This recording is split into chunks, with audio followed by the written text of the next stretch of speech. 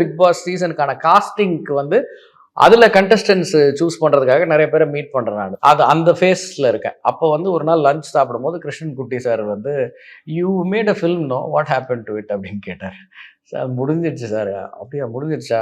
அப்படின்னா நான் விஜய் டிவி தான் அதை சேட்டலைட் ரைட்ஸ் வாங்கியிருக்கோம். அப்போ முடிஞ்சிடுச்சுன்னா ஏன் எங்களுக்கு படமே வரல அப்படின்னு கேட்டார்.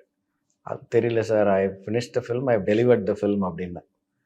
மறுநாள் சாயங்காலம் என்னை கூப்பிட்டாரு. கூப்பிட்டு நான் இந்த பிக் பாஸ் வேலையாக இருந்தேன். கூப்பிட்டு எனக்கு ஒரு மெயில் காமிச்சார்.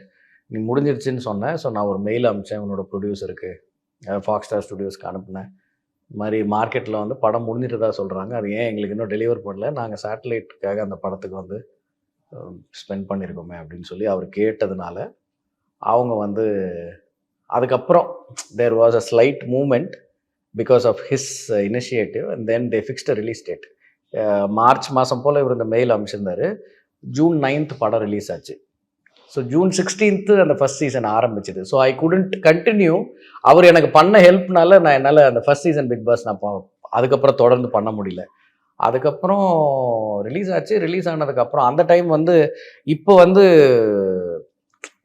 தியேட்டரில் படம் இருக்குது அதனால் ஓடிடி ரிலீஸை தள்ளி வைங்க அப்படின்னு சொல்கிறாங்கல்ல.